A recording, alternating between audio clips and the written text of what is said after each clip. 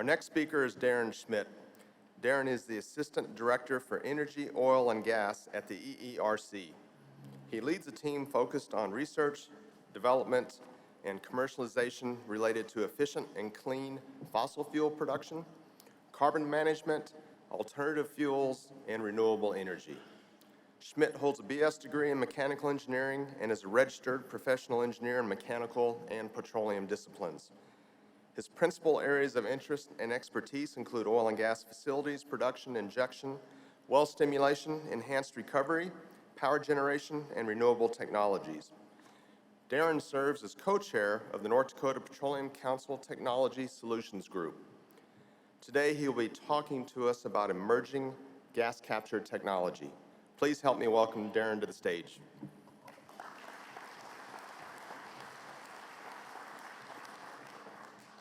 Thank you, and as Kathy mentioned yesterday, it's truly an honor to be on the stage and be invited by the North Dakota Petroleum Council to share with you today what we're working on.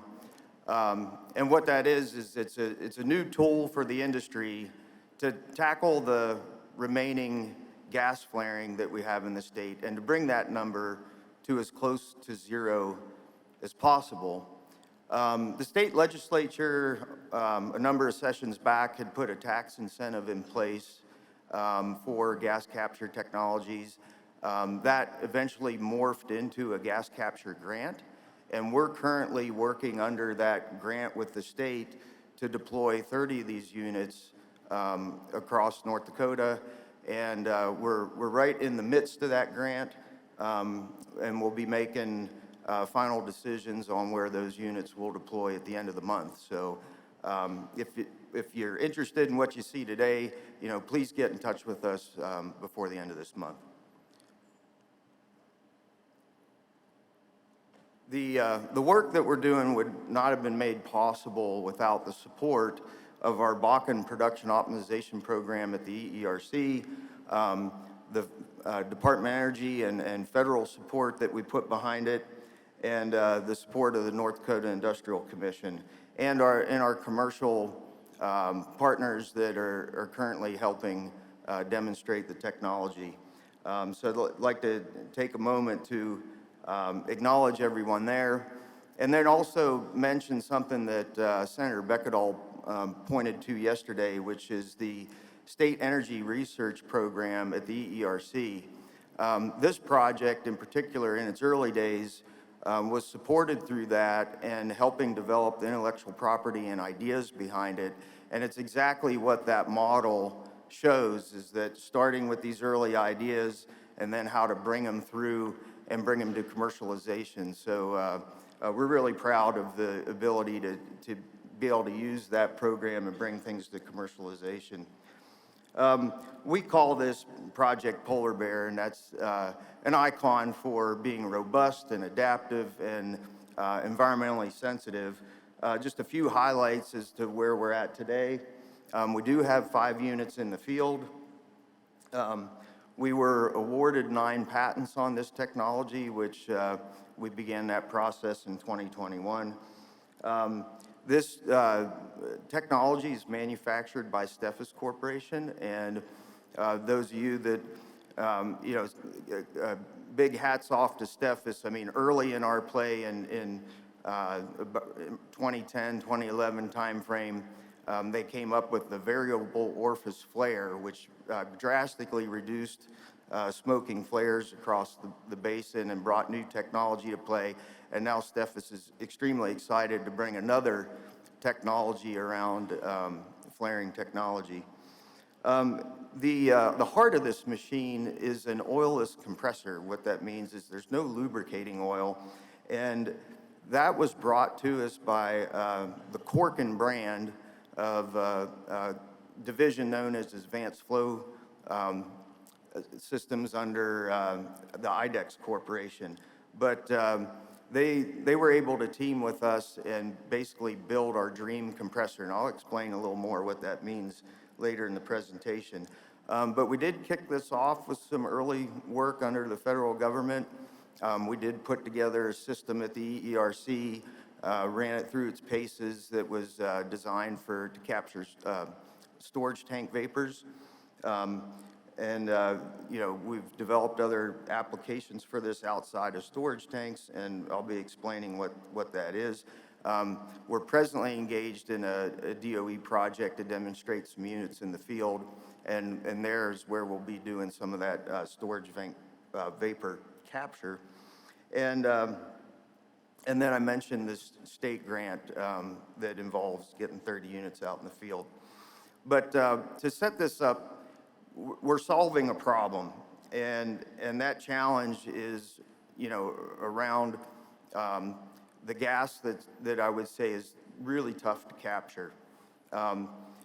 Flaring across North Dakota, it's geographically dispersed, and when you look at the volumes, most of that volume is coming from small gas rates that in aggregate make up the majority. It's also not a stranded well problem. Most of the gas flaring is associated with pads that are connected to a pipeline. And there's, many reasons for maybe why that gas isn't getting in the pipeline.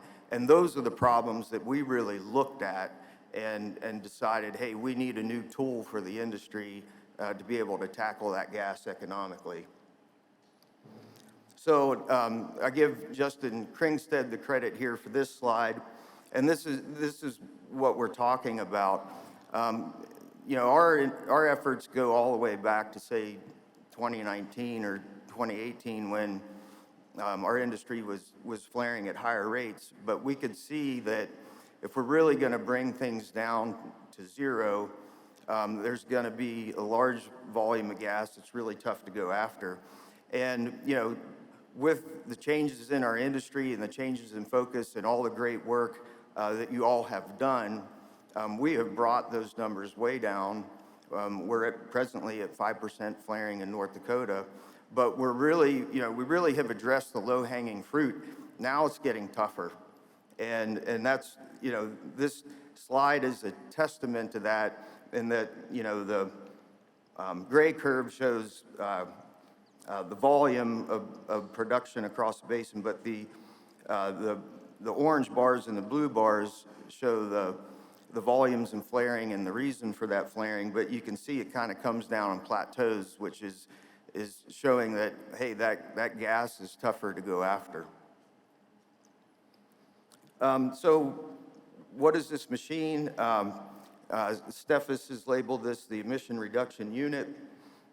It's a winterized unit, 7.5 horsepower, flows about 50 MCF per day, depending on the application. And then our manufacturing partner, Corkin. What you see in the photograph there is that little gray box. This is a tiny 2-cylinder compressor that's completely oilless. Our EERC intellectual property is around how you apply this at the location to really help bring down costs and be a little more creative on capturing the gas versus just, say, a straight VRU to sales.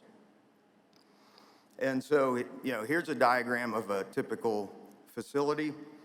From the wellhead, you're producing fluids to a two-phase separator, which typically runs at a higher pressure, and that's where most of the gas is pulled off and goes to sales.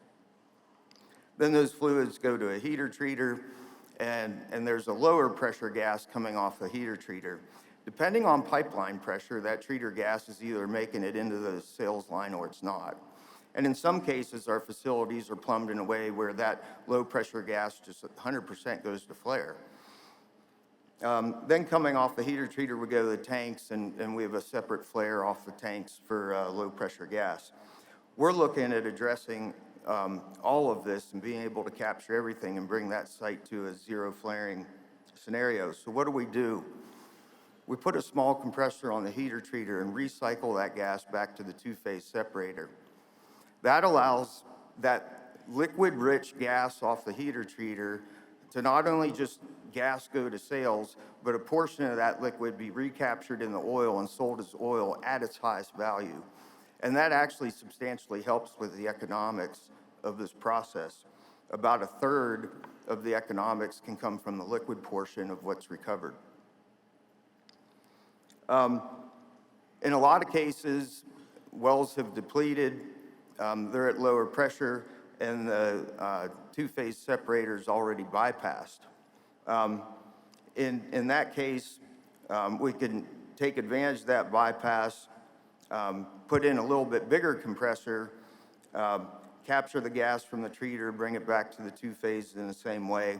It greatly simplifies the plumbing on location. We're talking about using bend tubing, like stainless steel tubing, instead of having to cut and thread pipe. And in other cases where the location might just be intermittently knocked offline from pipeline pressure, this is also a strategy to overcome that. And then the third part of this is capturing tank vapors. When you do an equation of state balance around a facility, what you'll find is that the energy consumed in the heater treater is about equivalent to the energy coming off the tanks as vapor. But the trick is that flow off the tanks is very intermittent. It's high in the summertime. It moves when you change the level in the tanks. And so matching that demand versus supply is the key to be able to do that. We do that in a buffer tank. So we pull the gas vapors off of the tanks, pressure that up in a buffer tank, and then regulate in ahead of the fuel gas system on location and use the fuel on site from the tanks. The challenge with tank vapors is that they breathe, which allows air to infiltrate the headspace, and then there's an oxygen content which we really don't like downstream at the gas plant. So this is another way to deal with the oxygen content without having to spend a lot of money on a technology to remove oxygen where we can use that fuel on site.